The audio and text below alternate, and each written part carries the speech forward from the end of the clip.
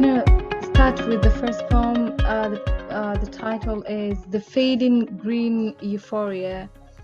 The blue skies excite the colorful flowers of the globe. With no rain, the dry land sheds tears that empower the growth of arid plants.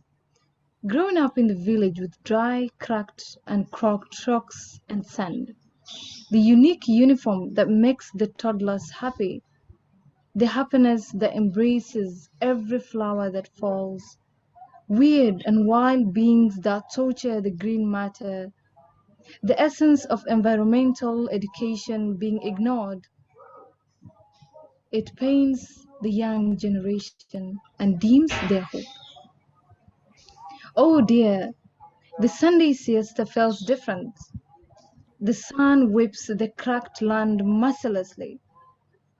Dear Lord, faith has to work for the love of earth. The young plants uprooted and destroyed, with no hope of living again. Plants retarded with slim and empty stems. Where is humanity?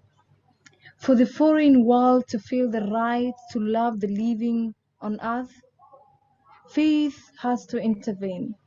We are losing it again, but all is not lost. Let us reset. Thank you so much. That is a short poem. I hope we got it and you enjoyed the short poem that I performed. Jazakallah khairan, Miski. That was absolutely wonderful and beautiful. Thank you so much. That was Miski Haji, shining star from Kenya, a Somalian poet who has many accolades behind her already at this young age. And we're really looking forward to seeing you progress in the future. And I understand you're also an author. So again, thank you so much, Miski, for that.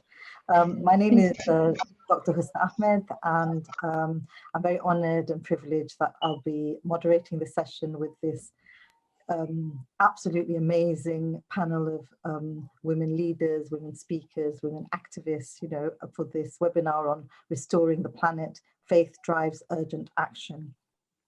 Let me first of all introduce you to our panelists. Absolutely delighted to introduce Joyce Msuya, Assistant Secretary General of the United Nations and Deputy Executive Director, UN Environment Programme. Thank you, Joyce, for joining us. And Dr. Vandana Shiva, Indian scholar, environmental activist, food sovereignty advocate, ecofeminist, and anti-globalization author. Absolute privilege and honor to have you join us, Dr. Shiva.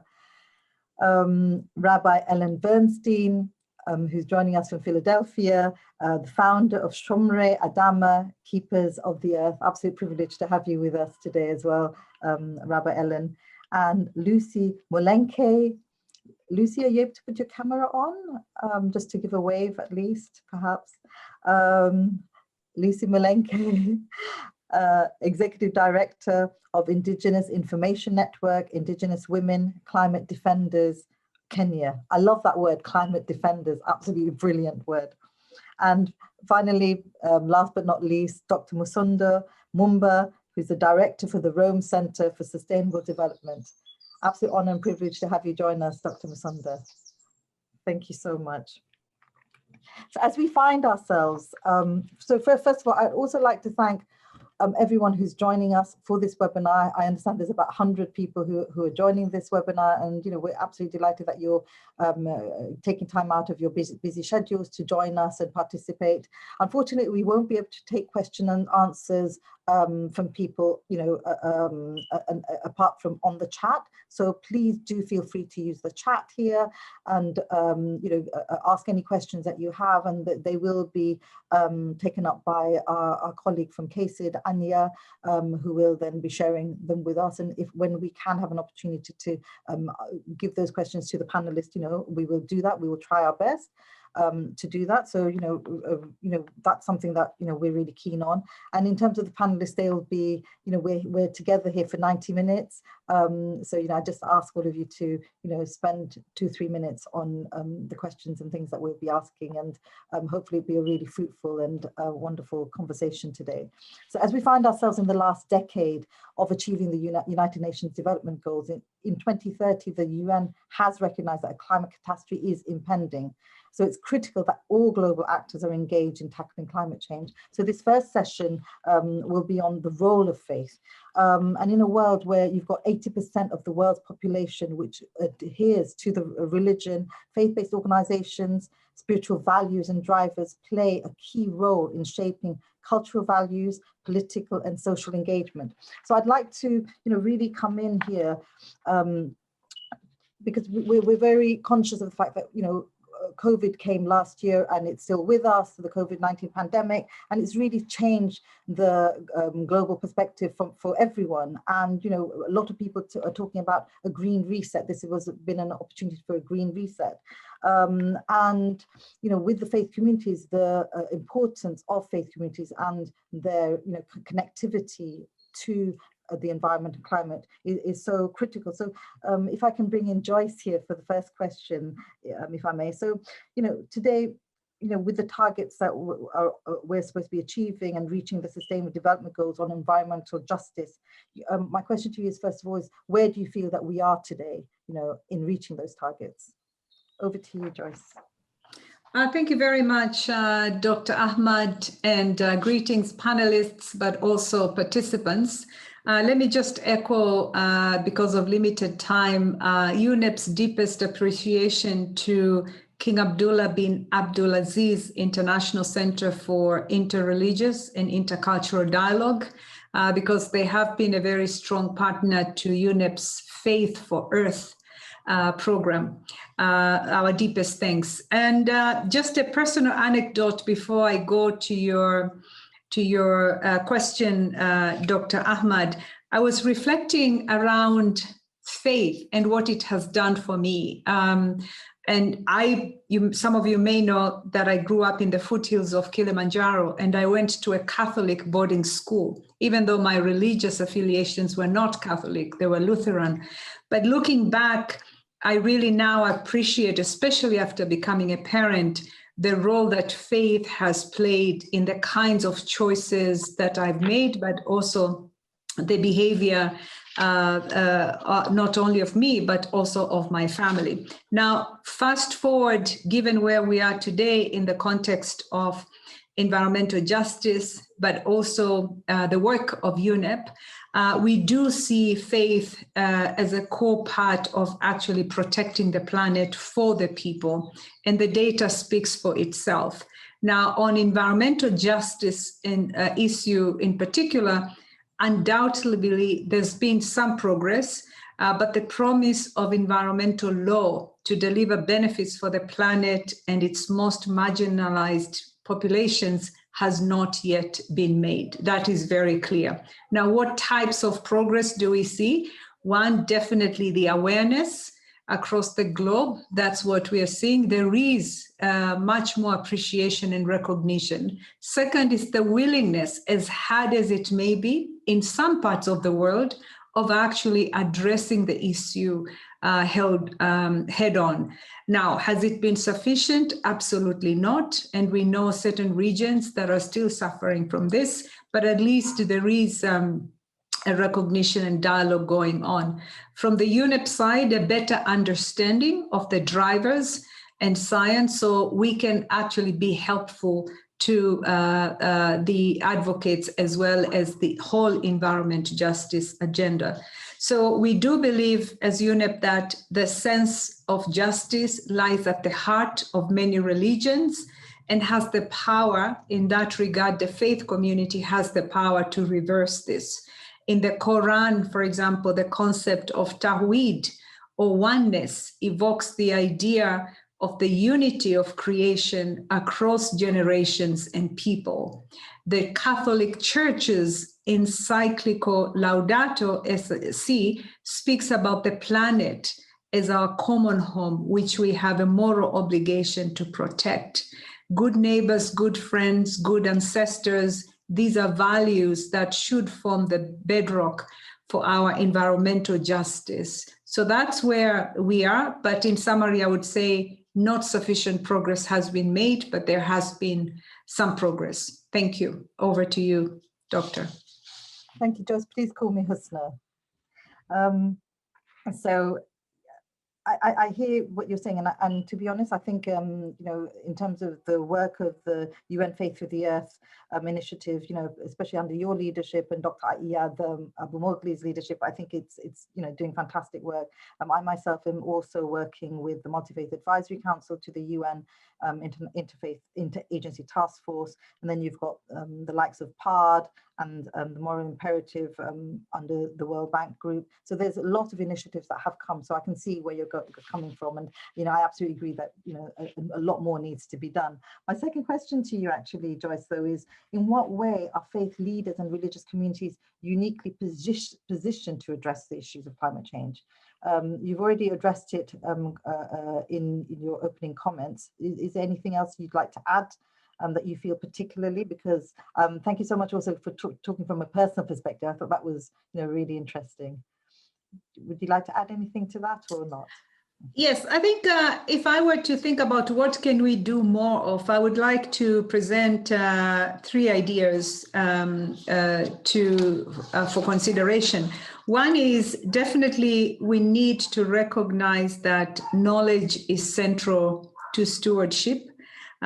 Immense opportunities, for example, lie in the interplay between faith, connecting with scientific and traditional knowledge, actually indigenous community knowledge, as well as indigenous wisdom and religious teachings. We see this in the knowledge of indigenous people, how they have fine-tuned, for example, and has passed on the history around environmental justice over generations. If you look at the data I was searching, I think 80% of some of the media outlets are owned by faith-based organizations or pro-faith entities. So imagine the power of knowledge in terms of influencing environmental justice. The second is most political leaders do respect faith leaders and do engage with faith-based organizations. So in terms of influencing at the highest level, the faith community, because the environmental justice has a component of environmental law, there is also opportunity to leverage the engagement with the political parties to make a difference. And lastly, if we think of the three planetary crises from the environmental perspective, climate change, biodiversity loss, chemicals and pollution, faith leaders in particular, they command enormous respect from their followers. And this provides an immense opportunity for teachings around how we can take care of the planet, how we can advocate for environmental justice through the communities that they serve. So those are three specific ideas that I would like to put on the table. Thank you, Husna. That's fantastic. Thank you so much. Can I bring in Rabbi Ellen now, please? Ellen Bernstein. So in terms of religious communities, you know, playing an important role by providing the moral voice, ethical guidance and call to action within their communities and beyond to address some of the challenges of the global food, water, land shortages on this shared planet. From your experience, you know, how can we inspire environmental actions amongst different faith communities? Over to you. Thank you so much, and it's such a pleasure to be here. I want to begin by saying that there's already a ton of educational materials that have been created for many faiths. I can speak a lot in terms of Judaism and Christianity, where I have the most experience. But we have developed all kinds of curricula for school, for religious school, as well as materials for religious leaders to be able to connect climate ecology with the teachings of the Bible and other religious texts. So all of that kind of material is available. I feel like the real problem is around organizing and really organizing people in synagogues and churches to start reorienting all of their work. Like we have social justice committees, those need to be environmental justice committees, people giving charity to different kinds of organizations. That money, people need to start thinking in terms of climate justice around that. So I feel like there's such an opportunity with religious organizations because we have this organizational structure, and we also have a philosophy and theology that's consistent with environmental and climate justice. And what we need to do is turn these very slow moving institutions and reorient them towards climate justice and environmental justice. So I really feel like so much of it is an organizing issue and needing to have the staff and support to start to do that. Fantastic. Thank you so much, Rabbi Ellen. So Joyce has already touched upon this about the stewardship, aspect of the faiths, and talking about Mother Nature and how we must nourish our planet and everything. So, from your perspective, how your faith presents the connection to our environment and how that led to your journey, in terms of, setting up and creating a first national Jewish environmental organization. Could you sort of speak to that a little bit more for us, please? Sure. So I had a very minimal Jewish background growing up. I was in one of the first environment programs in the country at UC Berkeley. And I was always very interested in the spiritual aspects of environment and ecology. And so I began the search to see if my tradition had anything to say about ecology. And I started to study the Bible one-on-one with a friend. And I just couldn't believe the amount of ecological wisdom that I found, especially starting out with Genesis 1. And just even how much there was about seeds and growing things and even a sense of the earth as a living generative being. And these are all ideas that I had heard about outside of my tradition, but the more I studied, the more I found that these ideas of a sentient universe were also alive in my tradition. And I always like to say that in Judaism, the central sort of mantra of the Jewish faith are the words, "Hear, O Israel, the Lord our God, the Lord is one." And I think about God as the oneness of all of creation. And just that idea that we Jews say this many times every day, and just thinking about God and the sacred as the oneness, the interconnectedness of all living being feels like a very potent daily reminder. Those are a few things. I could talk longer, but I'll keep there for now. Thank you so much. So that really chimes with what Joyce was talking about from the Muslim tradition, the concept of Tawheed, which is again oneness of Allah, oneness of God. So thank you so much for that. May I bring in Dr. Shiva here? I've got a question for you about how your faith inspired you to become an environmental activist, and what does it mean, if you don't mind, what does it mean to be an ecofeminist?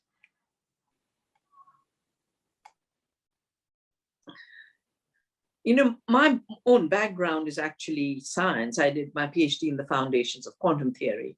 So if you think of that as my guiding faith, it teaches me non-separation. It teaches me potential.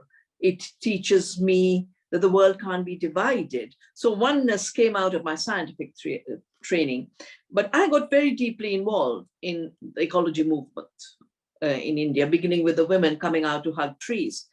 And then really for the last 50 years, I have learned about the connection between faith and ecology from women in rural areas of India. They are my teachers because they are practitioners, you know. For them, if they're fighting to defend the Ganga, it's because she is a mother. If they are protecting seeds with me today, it's because they've never forgotten that seeds are sacred. And we just had a beautiful ceremony on the first day of the new cycle of agriculture. And the more I dig deep, the more the connections I've come to through my scientific work are connections in our wisdom, in our faith. I'll just share with you 3 things. You know, food has been reduced to such degraded place, but food is sacrament in every religion. And as Rabbi Ellen just mentioned, you know, whether it's the Bible or it's the Mahabharata or the Ramayana or the Gita, it's full of the discipline of food. And our faith says, everything is food. Everything is something else's food. That is the web of life. So when we talk about the oneness of creation, what is connecting it? It's the movement of food. Nutrition is the flow of interconnectedness. And the Vedas recognize this. The Taittiriya Upanishad said, out of the growing of food comes rain.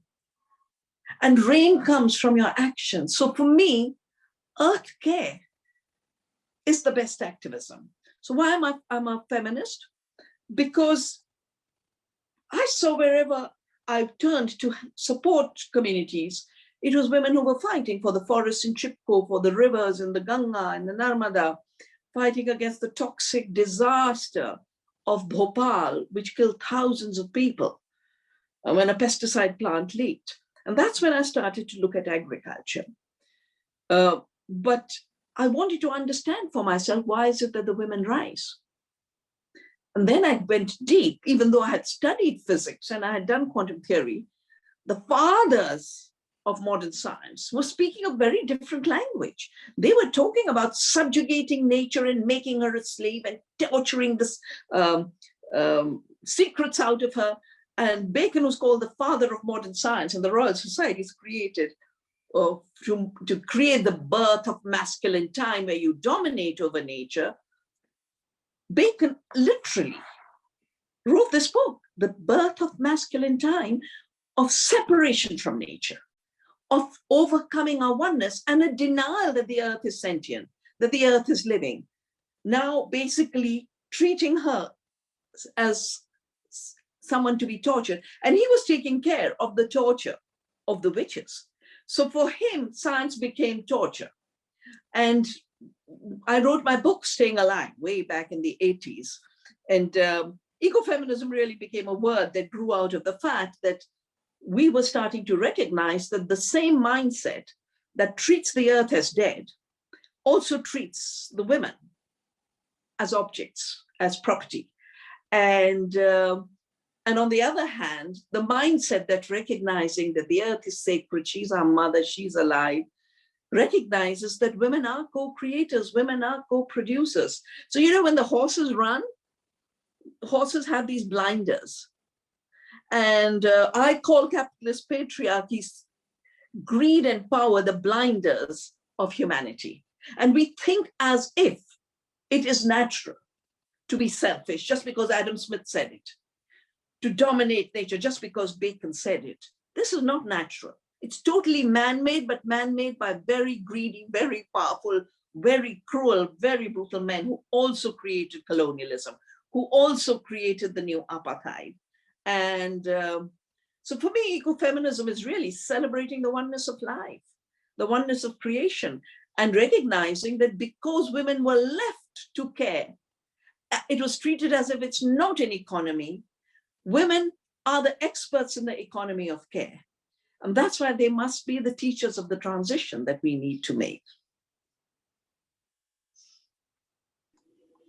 Absolutely wonderful, very powerful words from yourself, Dr. Shiva. Thank you so much for that. So what I'd like to do is go on to the next session, which is on the role of Indigenous communities. I don't know if we've got questions, Anya. Have we got any questions pertinent to from the participant that you'd like us to ask? We are okay for now. Yeah, we're okay for now. Okay.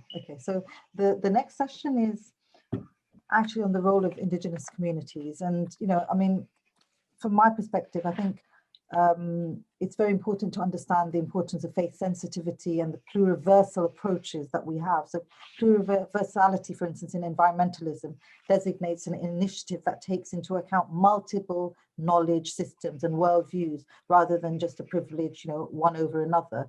So I think, that's why I think this session on Indigenous communities is so vital, because we're looking at how Indigenous communities can embrace the ethical and spiritual responsibility to protect our planet, the advocacy call for restorative action and promotion of sustainable land management, should be heard and heeded. And faith in Indigenous communities already drive urgent actions, as we've heard in the session before on the role of faith, in many places, so, the promise to restore degraded forests, cleaning up our rivers and our coasts, greening our cities, and their commitments point to sustainable solutions in line with international standards and local development priorities in the affected environments. And one point which I hadn't known, which I was quite astounded at, is that despite managing only 25% of the world's surface areas, Indigenous people protect 80% of global biodiversity, and I think that's incredible. And I'd really like to bring in Lucy Molenka here, who's from the Indigenous Information Network. Now, this is a women-led organization that works to connect Indigenous people in Kenya and strengthen their demand for human rights. With support from MADRE and IIN, Indigenous women are equipped and trained to adapt and respond to the dangers of climate breakdown. So I'm absolutely delighted to have you with us, and I'd really like to hear more about your network and its work in combating the dangers of climate change, and what is the role of women in particular. Over to you, Lucy. Thank you very much, and glad to be in this panel. I'm really excited, and I've been listening very clearly. And I must say that this is very interesting, because when we talk about faith, and all the presenters have actually really explained very clearly, and for Indigenous peoples and local communities whom we work with, faith is like, for example, I believe in all religion, because we have different Indigenous communities who believe in different religions, as Vandana Shiva was mentioning them. And it's very important to respect that, because this is the most important thing. And that is how they grew up. That is how their ancestors and their great-great-grandfathers also taught them, and mothers. And when we talk about Indigenous women, I've been working with Indigenous women and also for other youth and other communities for a very long time. Having a background of journalism, when I was young, I was employed as an environment journalist doing environment, agriculture, and health, brought me to the idea that here we are with the communities, and especially the communities where I came from myself, being a Maasai and working in, and being brought up in the village. I realized that there was a lot that was needed. There was a lot that already we had lots of knowledge out there. Everything that we do in the village and everything that you do in the community is related to the environment, is related to the faith that we have. For example, even when you talk about the food, as Dr. Shiva had already explained clearly, it's spiritually something that we really value. And everything you are told, if you have the food, how to eat it and how to save it and how to make sure you share with the rest. And also looking at other traditions and other cultures, is that by the way you are told that this is your totem, may it be an animal, may it be an elephant, a lion, a snake, or a plant or anything, is to tell you that you have to protect it. And you don't kill anything that has life, unless if it is something that, of course, you are defending yourself, but it's very rare that you find that. And for the women, it became even more and more critical that they had to believe in quite a lot of they have to believe in their environment, because that's where they get everything. That's where they get their food. They're the ones who feed the family. And for the indigenous communities, especially the pastoralists, hunter-gatherers, and so on, they're the ones who actually do the most bulk work in the community. They build their houses, they have to look after their children, and they have to look at after the community as a whole. Why did we begin working with the women? Because we thought that's where the central place is. When you look at the work in the community, is very important to ensure that those who are working there can also be able to protect their environment. And we were very sensitive, in fact, seeing how the environment was changing because of climate change. Suddenly there was prolonged droughts. Suddenly we didn't have enough water in the community. Women have to go for a long time. There was degradation. The trees were being cut down for charcoal and other purposes. And so this was very important to start already making a difference in your own environment. And where do you begin? You begin with those in the community. You begin with the women who are right there in the community. And we kind of started these long chain of networking with women, sharing among ourselves, what are the trees that can grow here? How can we do restoration in different places? How do we involve the other people? And how do we make our homes look beautiful again? And how can we make the families and everyone to reduce issue of diseases in the community? What do people eat health? What is the health part of the thing? Because we depend on medicinal plants, we depend on almost everything that we really depend on came from nature. And it meant that we have to live in harmony with nature ourselves to make sure that we protect whatever is around us. And that's how we continue to work with not only women from one particular area, but to be able to have exchange visits, learn from each other, bring the ones who are not able to do anything to be able to do it. That is, those even who didn't have land, we decided that we work together to make sure that they can start with a kitchen garden and start doing small things. These small little things, as our late Professor Wangari said, were very, very crucial. And that's the wording that we said, no matter how little you do, no matter how, what you have, you must make a difference in life. You must make that life to be different. And that's how we started building this big family of climate defenders, and to be able to bring the family together so that we can all work and involve not only women, but youth and the children. We made it kind of a family community kind of, togetherness in terms of saving the environment. That's beautiful. That's beautiful, Lucy. This reminds me of a story that one brother from Kenya, I don't know if you know him, Sheikh Lethomi, Ibrahim Lethomi. He's Global One's Kenya chair, and the story is he talks about the hummingbird, and the hummingbird is in a forest, and there's a fire, and all the animals are leaving because of the fire, and the hummingbird is there going to the river with its small beak, picking up the water and trying to put the fire out, and then the other animals are looking and seeing what's happening here, and the hummingbird's thinking that I have to put this fire out, and then others join. So I think your story is very similar to that. I mean, when he talks about Global One, our organization is a women's organization as well. His analogy is that we're the hummingbirds as well. So I think you're very much a fantastic hummingbird, honestly, Lucy. The question I want to also put to you is that with the Indigenous communities,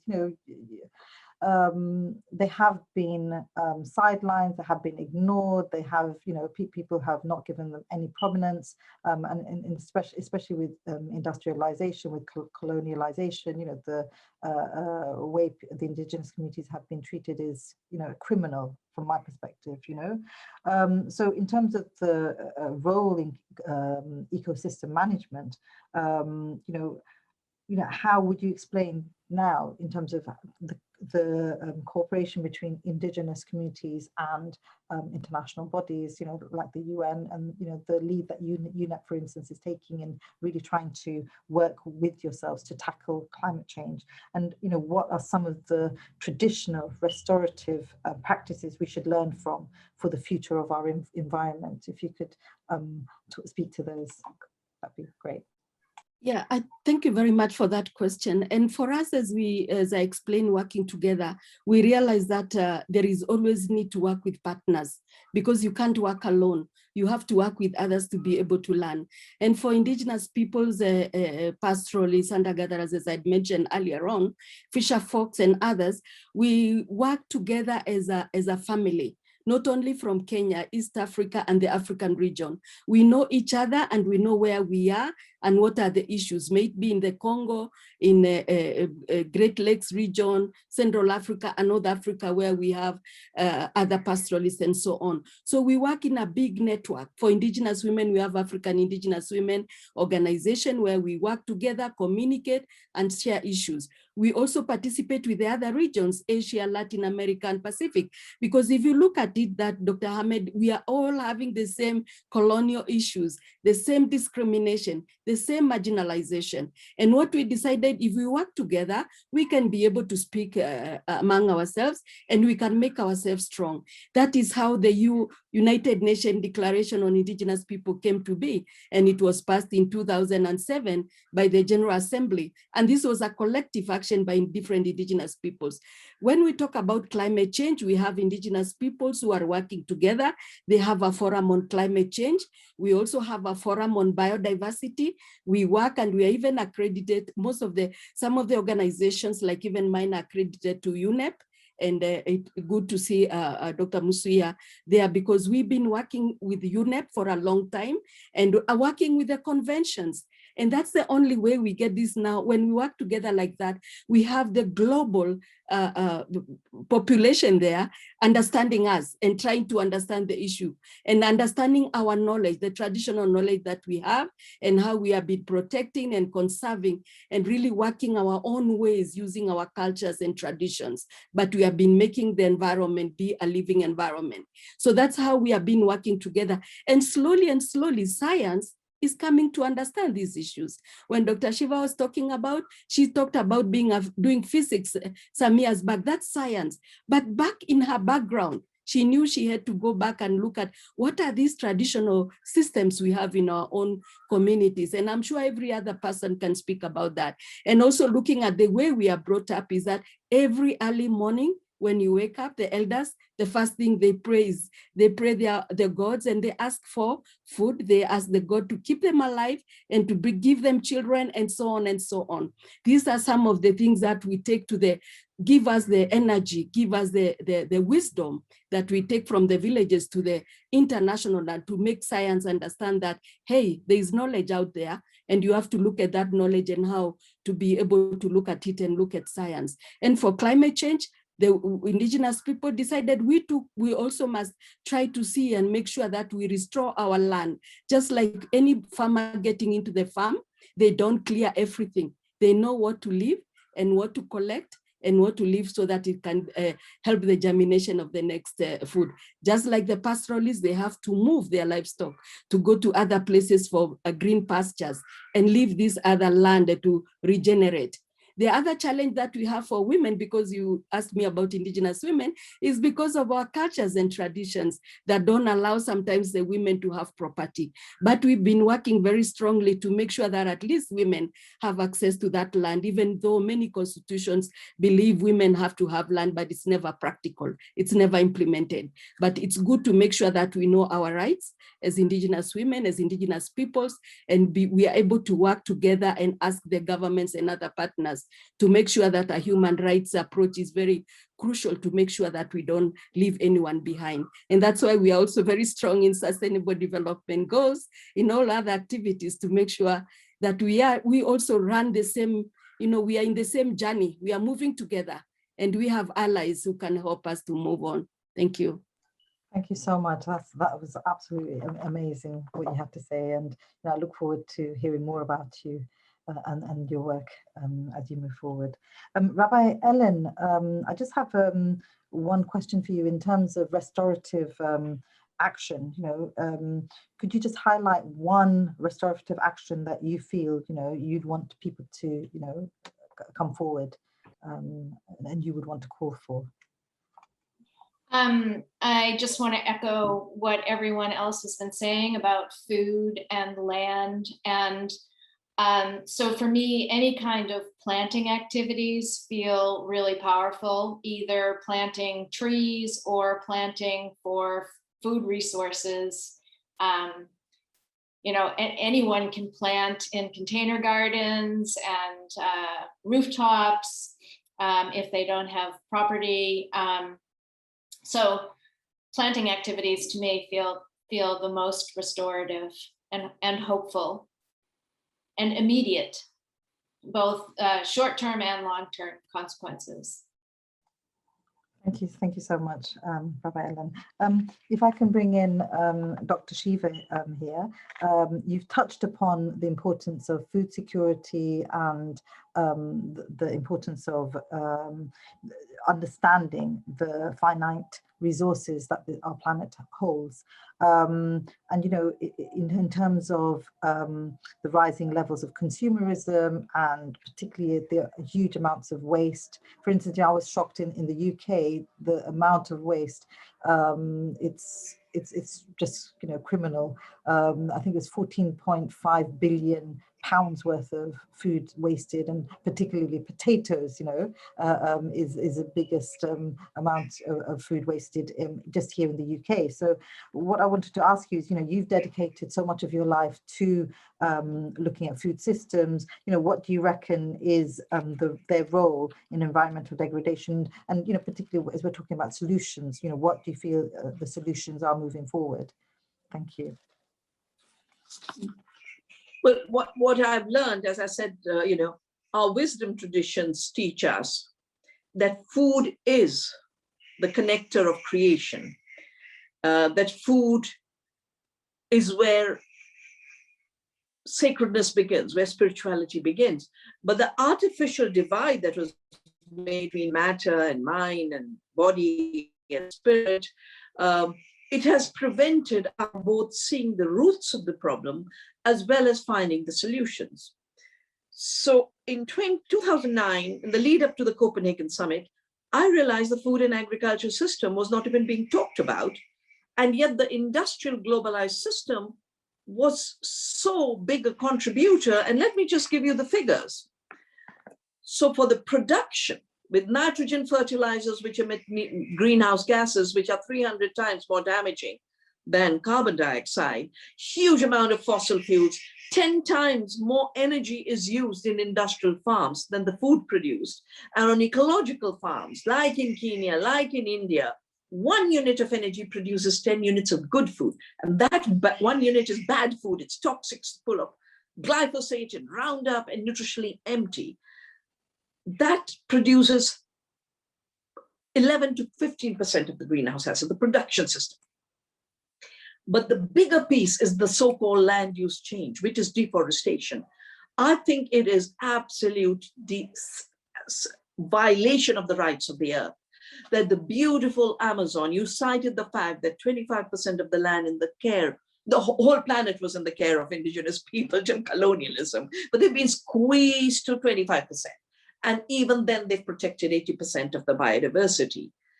The Amazon, the home of biodiversity, the lung and liver of this planet, is being bulldozed to grow GMO soya for biofuel and animal feed and fake impossible burgers. That's 15 to 20% of the greenhouse gases. We should absolutely have a movement, a faith-based movement, to get agribusiness and BlackRock and big finance out of the Amazon. Processing, people don't focus on processing and transport. Yeah, I work with indigenous communities. Mountain is being mined for bauxite. Where's the aluminum going? Packaging. Petrochemical, plastic packaging. The longer food travels, the more packaging it must have. The longer food travels, the more emissions it will have. I remember once with the environment minister of Netherlands, or no, it was in Denmark, Copenhagen, they calculated that a kilo of food moving around the world, each kilo is generating 2.5 times the emissions. So we've created a climate change system. Retail, Why are we moving food 5,000 miles, 10,000 miles? And if you look at the discussion, it's all about supply chains. When the supply chains is what collapsed. The Maasai still have their milk. Our women still have their gardens. The supply chains collapsed with the pandemic. And it's the invasions into the forest that is the source of the Ebolas and the Zikas and the HIVs and the H1N1s.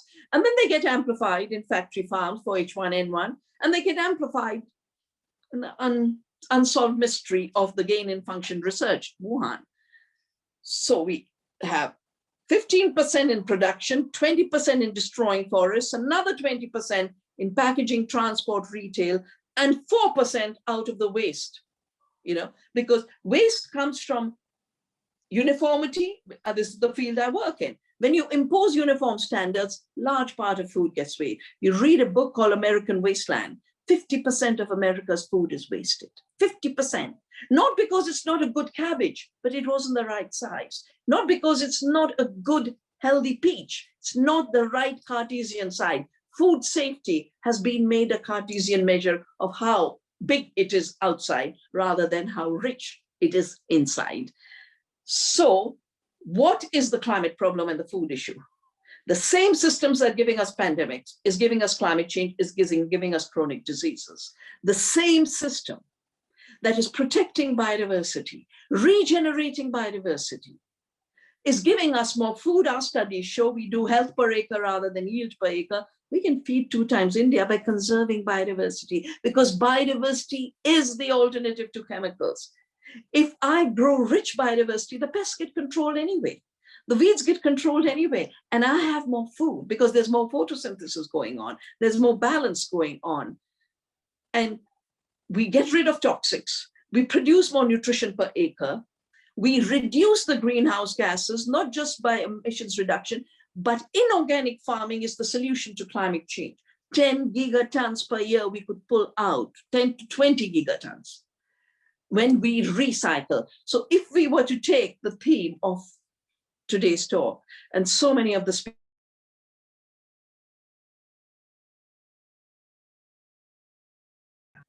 central root of climate havoc is you stop recognizing she's living and manages her own climate.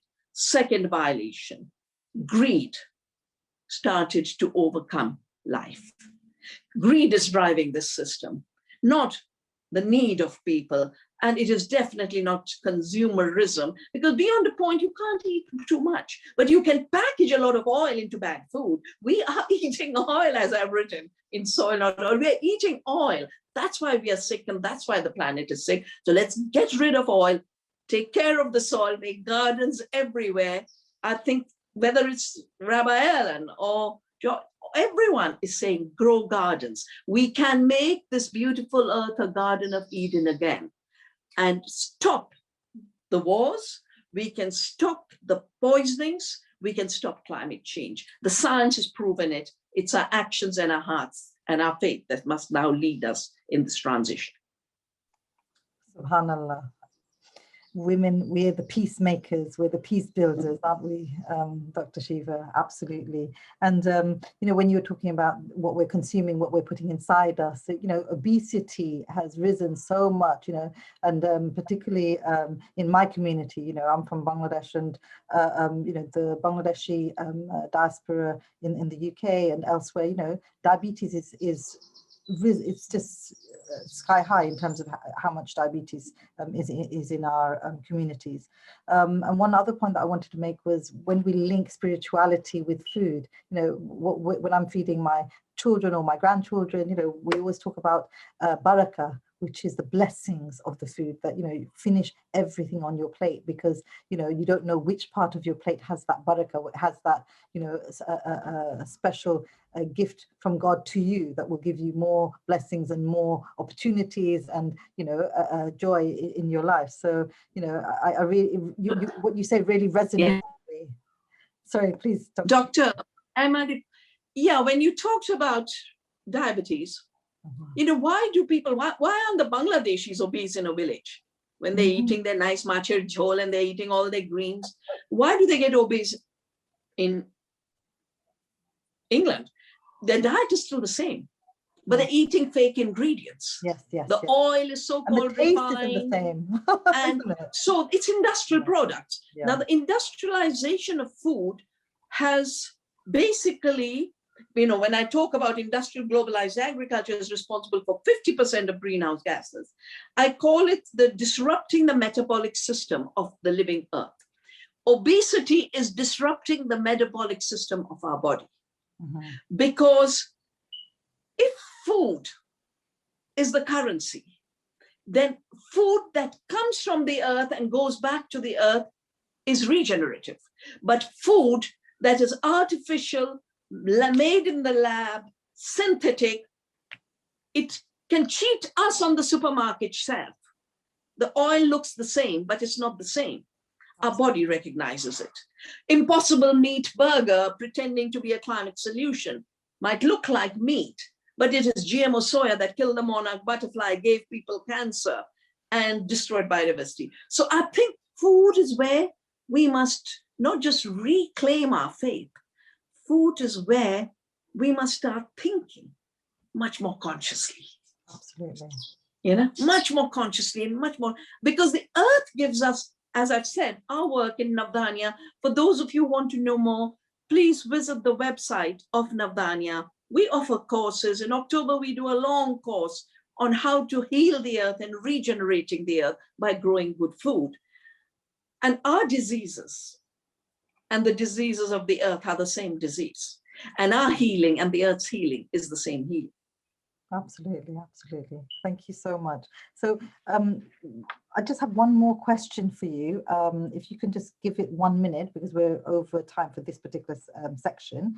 And that is, you're an anti-globalization advocate, and you've touched upon, globalization earlier today when you were speaking. So what do you propose as an alternative way, and how can we reach that? Because our modus operandi is nowadays really ingrained in that whole globalization system.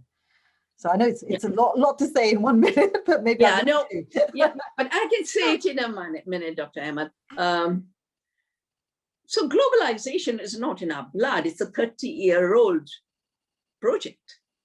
1995 is when the World Trade Organization came into force, was signed in Marrakesh.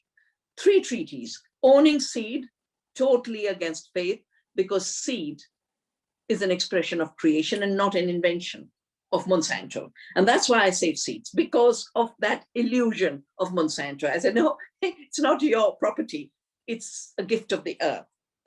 Agriculture trade, agriculture agreement written by Cargill, and sanitary phytosanitary measures written by Pepsi and Nestle. And Nestle has just published a report saying 60%, 60 to 70% of the food we sell is bad for health. The corporations are admitting it. They wrote the laws of food safety. So I'm not anti-globalization blindly. I'm against a monopoly of Monsanto on seed and their patents. I think a patent on life violates every faith. I have often said to faith leaders, the 2 things you need to do is say the seed is not an invention of man. It is an expression of creation, sacred expression of creation, and reclaim the sanctity of food. And if we can do those two things, we will have done a lot. So when you ask, so first of all, it's not our modus operandi.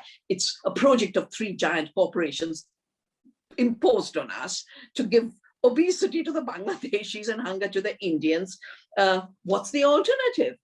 Work according to the principles of the earth. Work according to the laws of creation. And what does that mean? Protect biodiversity, reclaim the seed. Create more local food systems because they're better for the health of the earth and better for people's health. And definitely, let us say bye-bye Tata to hyper-industrial food, because it is at the root of disease. And we don't need a Pepsi and a Coke and a Nestle to destroy our children's health when we can have better food systems that are good for the health of the planet and our health. So I don't call myself an anti-globalizer. I call myself a lover of the earth and a lover of life. And that's why we said in Seattle when we stopped WTO, our world is not for sale. Love that. Our world is not for sale. Absolutely, absolutely. So if I can come on to the next section of this fantastic webinar, I'm really enjoying this. So we're going to be talking now about partnerships. So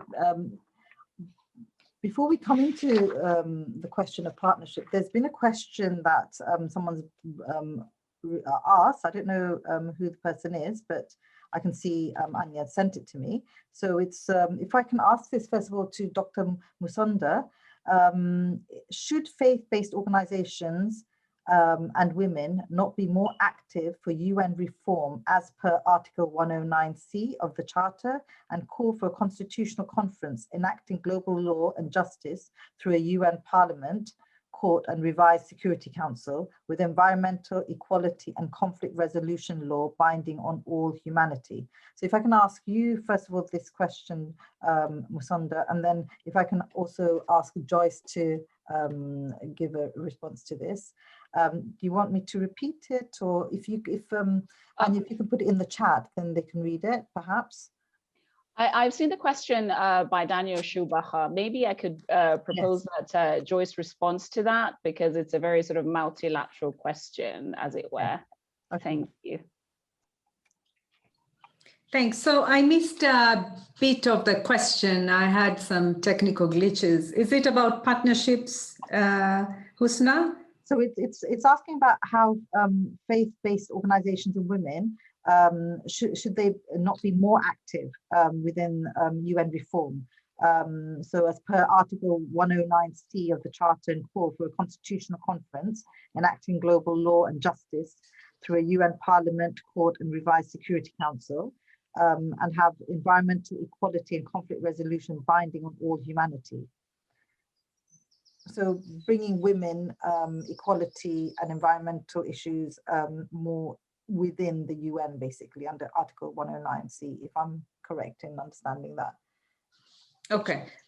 So if I understood the question correctly, I mean, from UNEP's perspective, the answer would be it's absolutely central to have women-led or women indigenous faith-based organizations and others to be part and bring their voice to entities like the United Nations. Why? If you look at, and some of the speakers spoke to about the interconnectedness of whether it's food and human health and planet health, this require collective actions. And I like the title of this webinar because it's focusing on action. So every voice, every idea does matter. Two, because we are a multilateral organization, the real space, the whole spirit of multilateralism is that every voice of the membership counts. And that includes stakeholders, indigenous communities, faith-based organizations, etc. If I look at our Faith for Earth program, which I had the privilege of overseeing, there was quite a lot of not only traction internally within the organization, but even from our regional offices that are scattered all over the world, the realization how faith-based organizations can actually help UN and UNEP specifically to be more impactful. If you look at UNEP, we only have about 2,000 or so personnel, but our mandate is massive. So through the UN reform, say as part of our regional consultations towards environment, UN Environment Assembly, participation of women, indigenous groups, faith-based organizations are providing a network that we didn't have before. So the answer would be absolutely central. I also find the organizations actually, by holding us to account, they make us a better organizations in terms of servicing other member states. So there is a bit of checks and balances. My sister from Kenya spoke eloquently about indigenous women communities and the challenges around land ownership. So when you talk about degradation in Kenya, we have to look at how is this going to affect the communities that she's serving. So that's a short answer, Husna, to your question. Over to you.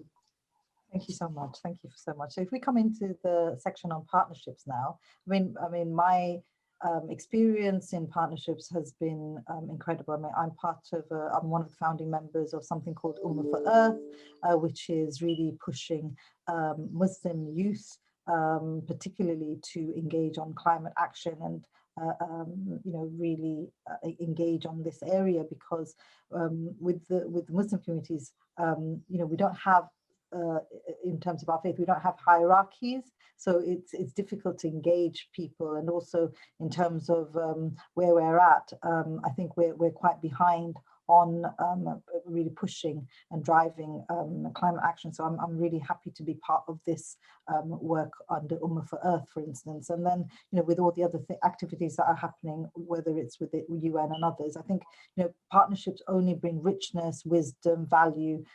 So I think it's very essential. And I think, Dr. Musanda, if I can bring you in here, you know, with the activities you're doing through your work, and with the Realm Network, you know, you've traveled the world, you've, you know, really understood different cultures and faiths, you know, so I'm sure it's been an enriching experience for you, but, you know, I'm sure there have also been challenges. So, you know, if you could tell me a little bit about, you know, what the challenges and what the highlights of engaging with partners has been for you, I'd appreciate that.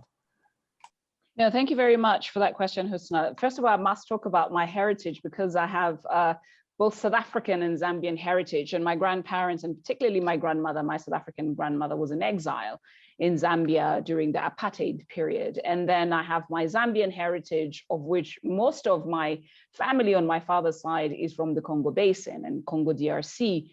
So it's this experience as a child that really flung me to have an experience of understanding the diverseness of spaces. As a child, would go to the field and grow, you know, till the land with my grand aunts, and also just begin to understand my connection to earth. So that was absolutely beautiful. And I remember explaining to a friend when I traveled for the first time to Europe, and I saw a monoculture driving on the road in Dresden. And I thought, wow, why is that the same plant growing?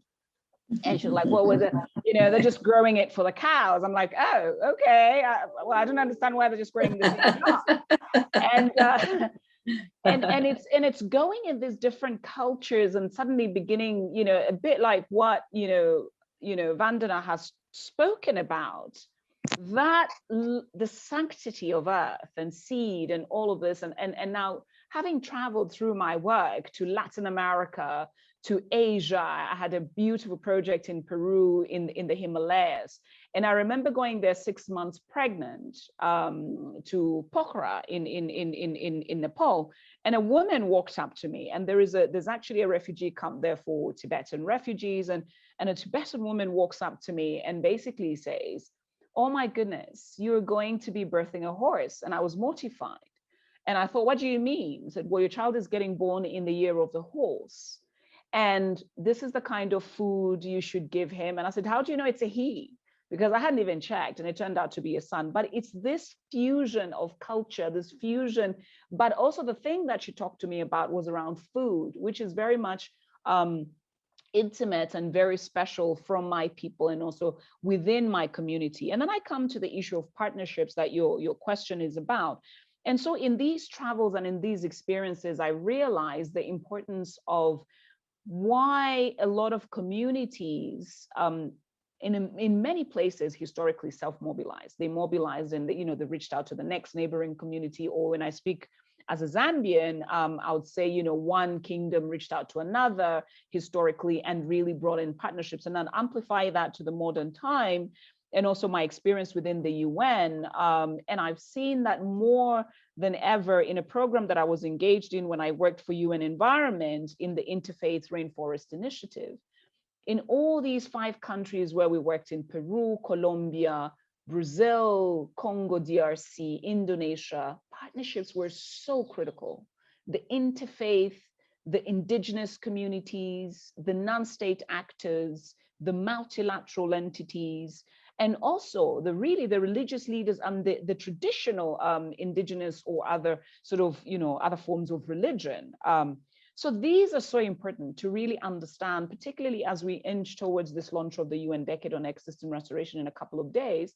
It's important to recognize that partnerships matter, and more so now as we've been navigating a pandemic. I think there's a realization that everybody was kind of like, in these small spaces thinking, and this pandemic just connected us in ways that we just have been shocked and shaken out of that comfort zone. And I want to touch a little bit about what Vandana talked about, the need for shortening these value systems. I mean, really in the value chains, while we're transporting food across thousands and thousands of miles. And now, even when I talk to my family, we're now talking a lot more about our indigenous foods, our traditional foods. And we're now talking a lot more about those very food systems that we haven't, sometimes even our own children are like, ew, I don't eat caterpillars. And yet they're more nutritious than having chicken or beef. And so we're beginning to have these conversations and the collaboration around food systems and talking about the importance and the urgency of making sure that these spaces are restorative and sharing of knowledge and making sure that we empower each other and make sure that these collaborations are very much enriching. Over to you. Thank you. Can I have a follow-up question to you as well? So, do you think we're ready for a universal response in terms of partnerships, and how can faith leaders and policymakers better collaborate to protect our environment and address the common shortfalls of its sustainable management? I think so. We have a saying in my language, Bemba, my paternal language, which says that one finger cannot pick the lice out of your head. It needs 2 or 3. That means you cannot work alone. You can just not work. So collaboration, I think, is so critical and is so important. And I think now more than ever, as we sort of, begin to have conversations, and I think I bring the lessons back again to that Interfaith Rainforest Initiative, where we saw at the community level that, the challenges of really reaching the Sustainable Development Goals is based on how we come together as a collective and also how we realize the brokenness of the system. And so I think that's really important, and now so more than ever, and all faith leaders need to be, come on board and be part of this conversation. Otherwise, we're back again into our silos, into that non-systemic thinking and just doing things in bits and pieces, and find ourselves yet more in complex situations that we found ourselves now with this pandemic. Thank you.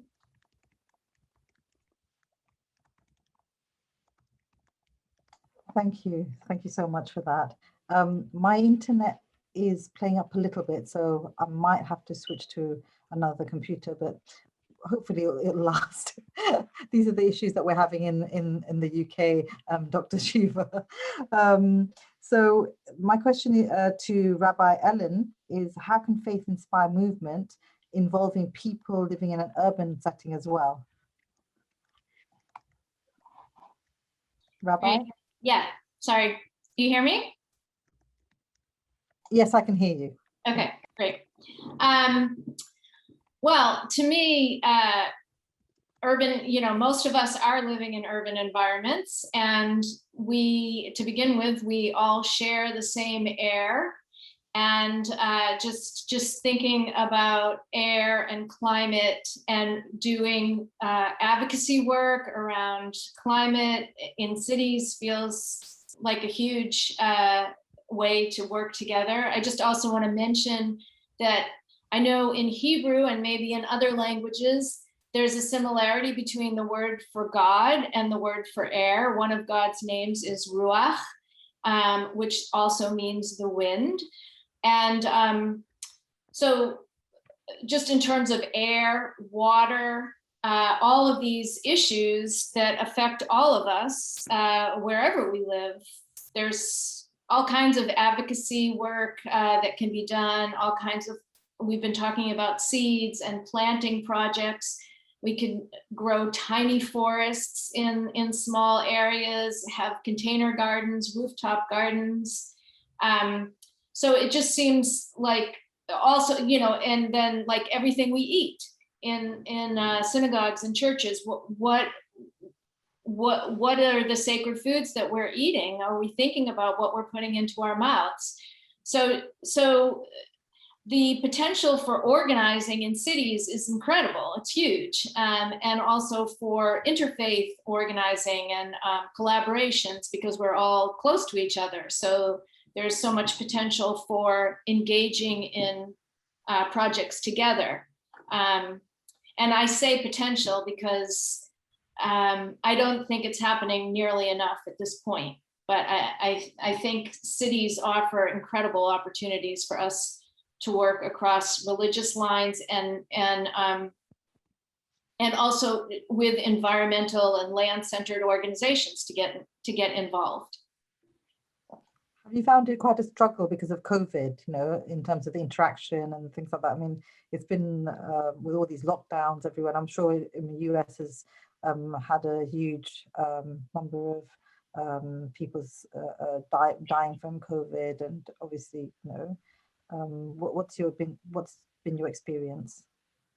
I think that one of the major teachings of COVID is all about the problems with supply chains and people starting to realize that they need to be growing their own food in their own locations. And perhaps folks here know that, like, the Catholic Church owns more land than any other institution in the world. And there's just so much land that religious institutions have that could be turned into, you know, food generating places. So, and I think that has been a major result of COVID, of people becoming much more home and locally focused and starting to get more joy out of things like growing food. I think that gardens are exploding since the pandemic. Some good outcomes, I guess, isn't it? As we were talking about the green reset. Can I bring in Dr. Musonda again? Dr. Musonda, you were mentioning the UN Decade Strategy, you know, which is going to be launched on the 5th of June. So what role do you envision faith-based organizations to play in climate action, you know, under this strategy? Actually, it's the UN Decade on Ecosystem Restoration as a whole that's actually getting launched as a movement. And so for me, I envision that, you know, it's back again to the conversation, particularly around Indigenous peoples who make up that 5% that protect the 80% that we also need to sort of amplify. But this is a decade for everybody, non-state actors, state actors, women, men, young and old, everybody. And even though it's really for 10 years, in effect, it should go beyond and sort of look at sort of the long-term effect of actually restoring. And I want to mention something because I was quite involved in part of the work around the decade up to the time it went to the General Assembly. And when we worked with Lina Paul, who was the then Minister of El Salvador, who presented this, a woman who made sure that this decade came through. I want to mention that in the text of the actual UN resolution, the first word that appears before restore is conserve, because the idea isn't that we destroy and then we conserve. That is not the expectation, I think. So in essence, that element of taking care of what we have now and then having to restore what we've destroyed, because there's a price to pay for that destruction. And we've seen the implications on communities and on women. So I really do envisage that faith leaders and faith groups and communities are going to be a lot more engaged in this decade on making sure that, you know, it's a movement and action is happening, and also lives are also being restored, because with a better earth, we're also restored because we are part of earth. Absolutely, absolutely. And when I was looking at the title of this webinar today, you know, when I was looking at the word restorative and restoring, you know, it did make my heart cry, because, you know, 20 years ago when I sort of got into, you know, this sector, thinking about climate change, you know, we were talking about future generations, and now that's gone. We can't think about future generations. You know, the generations now who are coming after us are the ones that are going to bear the brunt unless we, you know, within the next 10 years, we actually look at restoring and supporting. So, for my, grandchildren, the one who's say 2 years old, looking at him and thinking what his future is going to be, whether he's going to be able to have organic, mas and dal and bhat, the fish and rice and dal, as Dr. Shiva was saying, I don't know. So, I really, and whether your children or your grandchildren will be able to eat caterpillars, Sunday, I don't know, so, it does, break our hearts, doesn't it? So in terms of enhancing, because we've talked about partnerships, we haven't really touched upon finances. And I think, access to finance and technical support is something that's absolutely essential for many communities, especially the faith-based organizations and communities. Now, for them to realize their priorities and invest in appropriate responses. Now, how can we get that access, through partnerships? If you can talk to that, and also what approaches can be taken to ensure that appropriate reforming subsidies and policies are invested to meet their environmental sustainability goals? If you can answer those questions. No, thank you. I'll be brief on this one because it's a big topic and sort of looking at finances and inclusion, but I really want to talk to the point of financial inclusion because, a lot of times, I don't know about you, when I lived in London or just walking into banks here in East Africa, you find, pink balloons in some corner and there's some name for an initiative for women, and something has already been cooked up somewhere in some, boardroom and say, oh yeah, this is a good package for women to be involved in and they can get access money. And they have no understanding what the implications are for even signing up on that, just simply because they're pink balloons in one corner. And I think that needs to stop because inclusion implies co-creation, co-design, and the actual emphasis is how to understand what are the needs of this constituency and why, and how can they be accessing this. And I'll give you one example, which is very interesting.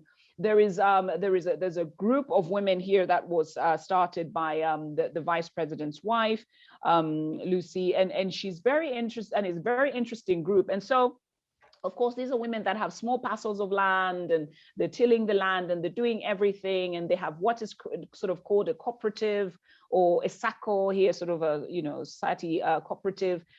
And then, they wanted to get a loan to just, obviously support them in sort of getting tree nurseries, et cetera, and all of that.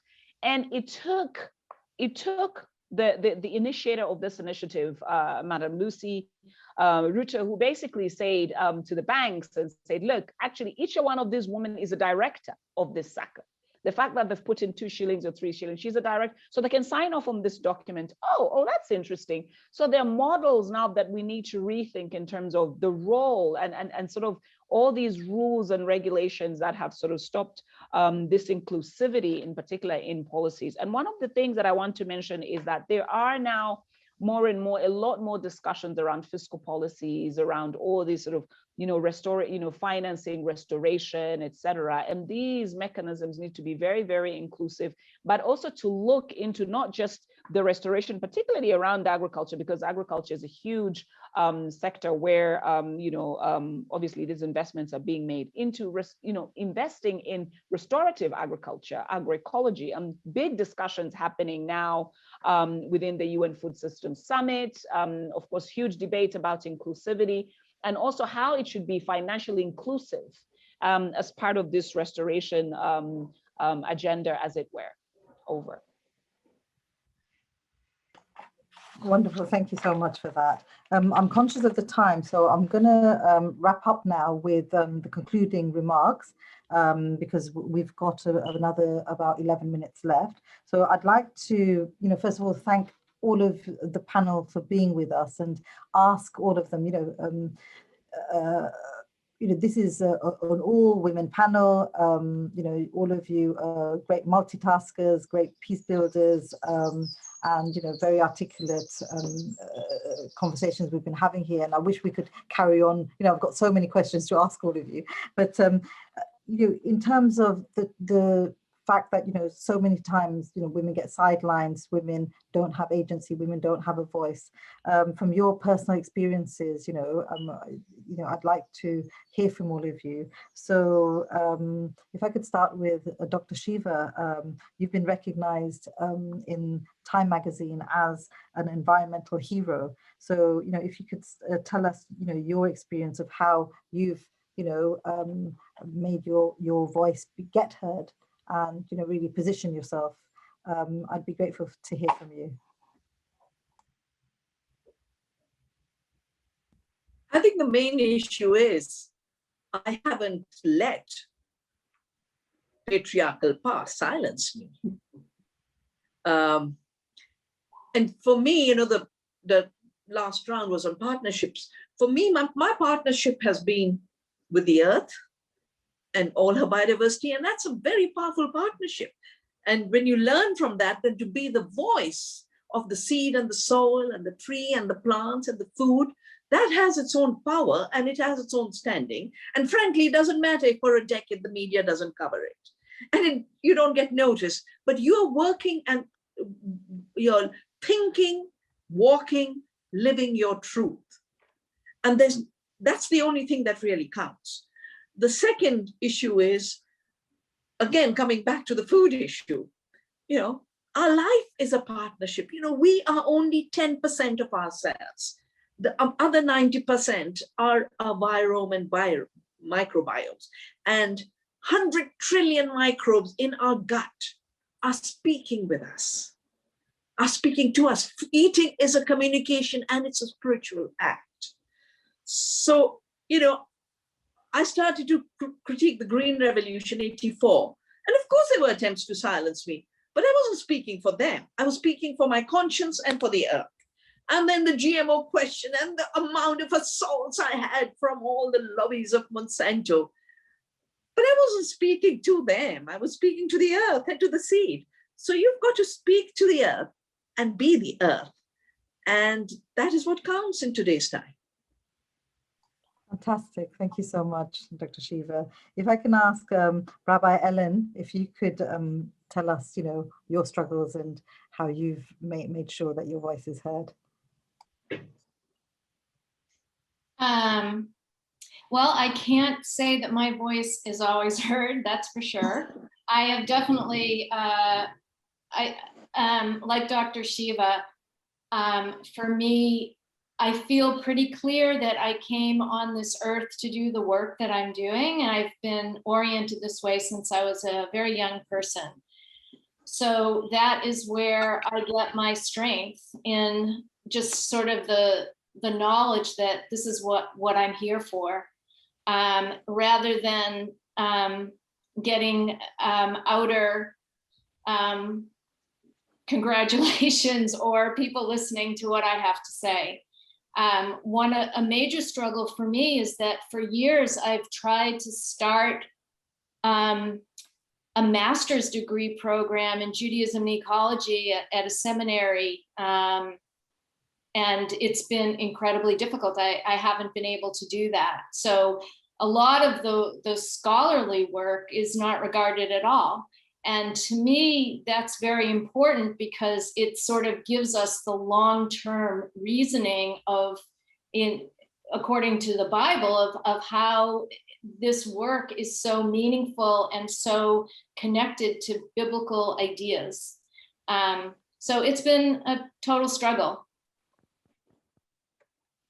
But you've come through it, haven't you? It's a struggle. I think all of us, as I mentioned, multitasking and having, to deal with nappies while you're doing a thesis or something like that.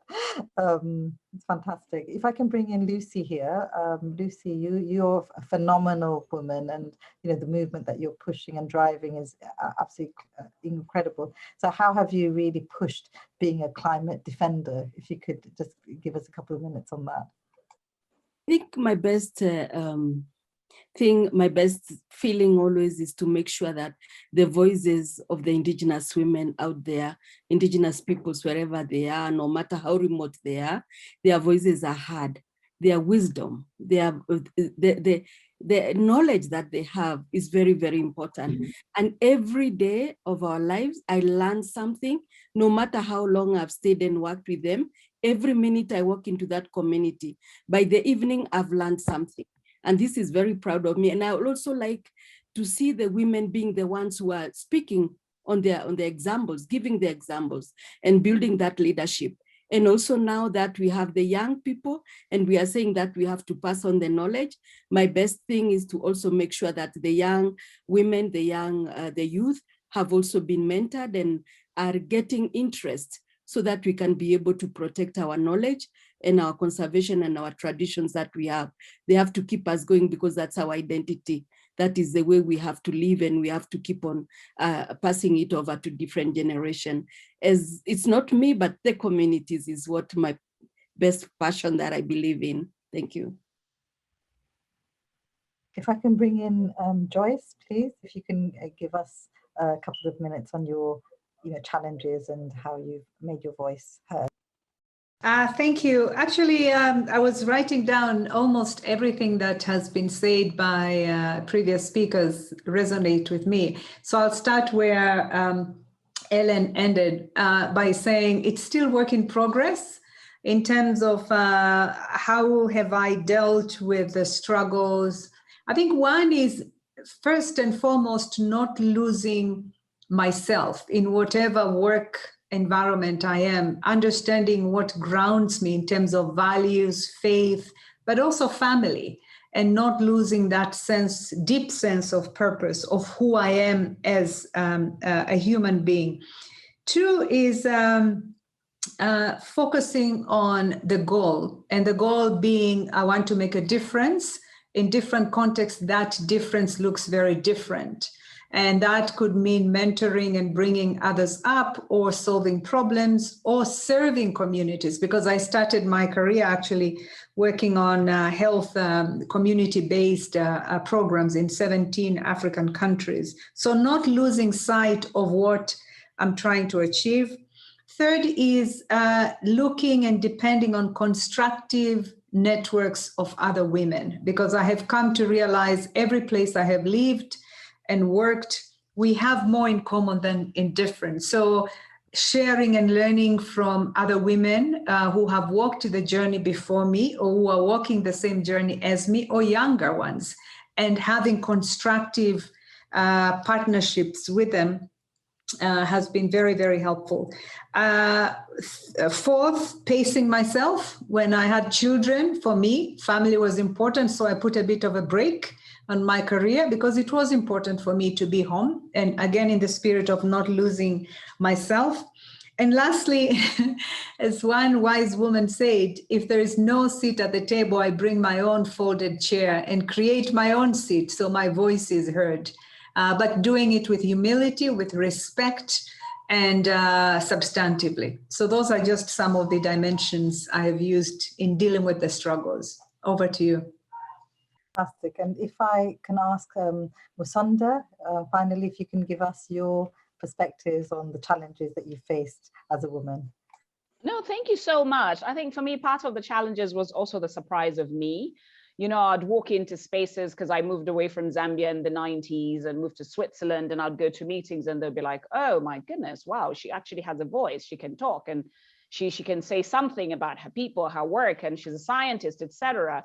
And so when I moved back many years later, 14 years ago, back to the continent, I thought, wow, I'm just not, I don't know who the African women are who do something similar like I do within the environment. So in 2019, I founded the Network of African Women Environmentalists, and this as a movement, as a collective, as a space, a curated space, and also to share our stories, but really environmentalism in its very sort of fluid sense. And in this space, I call it a she village. And it is through this she village, I mean, friends of mine that I've known for years who are environmentalists, who've supported me as a mother of two young children, and also supported me in the science, in the learning, and also supported me in the connections, and just bringing this connectivity from across the African continent. But more importantly, putting a face, because a lot of times when we read reports oh, 60% of African women are the ones involved in agriculture. What do they look like? What are their names?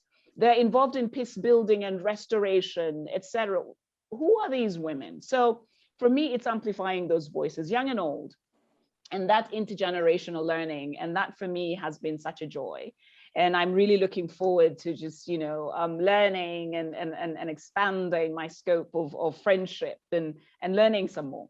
So thank you, Hasna.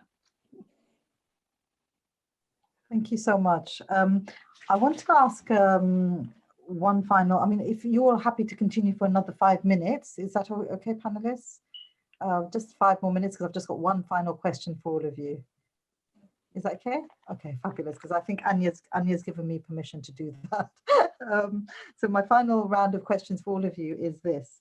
What would be one thing that you would highlight for the audience today to keep in mind in order to turn it around for the future of people and our planet? I'll start with you, Musonda, as you're on the screen. The one thing that we should do to turn it around for the future of our people and our planet. I think the one thing that we should do is that consciousness of realizing that we are Earth. That is for me important. The moment we disconnect, it's a bit like the Avatar movie, we disconnect from the life-giving tree, then we're lost. We have to get reconnected with our relationship to Earth. Fantastic. If I can ask Joyce? I would say make sensible choices when it comes to food, planting trees, taking care of the environment, but also our health, but making the sensible choices that work for you. Fantastic. Ellen? I would say make sure to be involved in communities that will support you through the challenges that we face and dealing with things like climate anxiety and all of the suffering that seems to be in front of us. So having the communal support that recognizes the sacredness of the earth. Fantastic. Can I ask Lucy? Yes, I think one message I would have for the world is that it's very, very important for the public in general. Is very important to make sure that you take up conservation. Look outside your window. Do you have anything green? How can you restore the lost biodiversity that we've had? How can we change our lives? Because this is our health, this is our future. That is something that everybody has to think about. Fabulous. And finally, Dr. Shiva. I think the central issue for all of us now is restoring our relationship with the earth. It's broken in our minds. If it was broken in reality, we'd be very dead. We'd have no oxygen to breathe, like so many of my country people have died for lack of oxygen during this COVID disaster. We wouldn't have water to drink. We wouldn't have food to eat. We wouldn't be community. So we are part of the earth. It's already been said. And not just as an idea, but in the action. And where does the action begin? Could be a little plant in your windowsill. Become part of the earth by taking care of that plant, or a garden in your backyard or front yard, or a community of gardeners, or a community of farmers. But that is where, step by step, seed by seed, garden by garden, we will restore the earth and restore ecosystems. Fabulous, fantastic. Thank you so much. I want to conclude by just some words that came out when each of you were talking during these past 90 minutes. And I just want to mention them. So when Rabbi Ellen was talking, what was really coming across was the importance of organizing, getting ourselves organized. With Dr. Shiva, celebrating oneness of earth. With Lucy, this really came across, and it really resonated with me as well. Small actions, that through small actions, and Dr. Shiva mentioned it again just now as well, that from that you build. With Joyce, you said it so beautifully. Knowledge is central to stewardship, and that's so true. Without knowledge, we can't do much. And Musonda, you were talking about conserve. because, you know, we're talking about restore now, but we need to really conserve, whether it's water or, you know, the ecosystems. You know, that's something that we really need to look at. It's been absolutely a pleasure and honor to be moderating this panel, and I just want to really thank KAICIID and UNEP for organizing and facilitating, you know, this opportunity for all of us to come together to speak and discuss these topics today. And, you know, I just think, you know, all of you are absolutely amazing women who are powerhouses in your own you know, senses. And, you know, I pray that all of you, you know, stay safe and well, and continue, you know, as climate defenders, as Lucy keeps saying. So, you know, continue to be climate defenders. And I'd like to end by asking the wonderful young lady, if she can, Missy, if she can end with a poem for us. And again, you know, particular thanks to Anya and her team and the interpreters for really supporting and helping us today. Thank you. Assalamu alaikum. And we'll end with a Missy, please.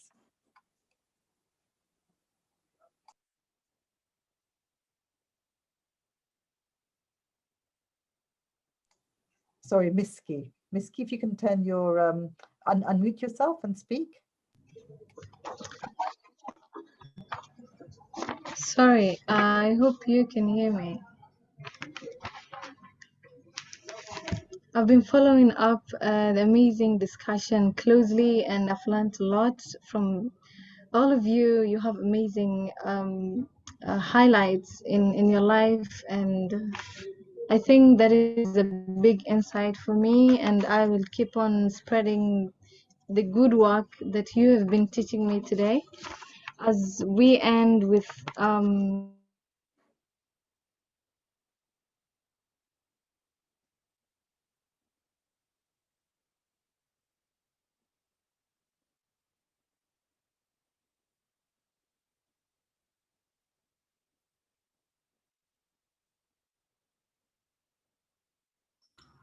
Miss Haji, I think we lost you. Miski? Oh. frequent attacks and peace instability, bunch of thieves and crimes all over. Due to low income activities, no one knows how the prices will be. No one knows the causes of all, but people see blindly. Uniformity and adhesions dismantled. Development is constant and retarded. Communism affected, economists introduced, poverty increases. Development is always constant and retarded. Communism affected, economists introduced, poverty increases. Affections towards the nation is reciprocated to negativity. People's intentions and determinations are invaded. Deforestation is put on practice. Failure to reign, people complain, crisis all over. Little do they realize that they are the causative agent. Slogan formed to influence the people. One man, one environment. People's demands and needs fluctuates. The beautiful soil is leached. The wonderful greens get leached and nourished. The aquats deplete supply and imports decreases. Appealings and motions of attractions deplete. My country, let's change.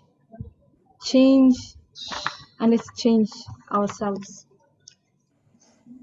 That is the short poem that I once published in my book. I would like to say a highlight of my poem because I maybe didn't get a chance or I didn't explain the first.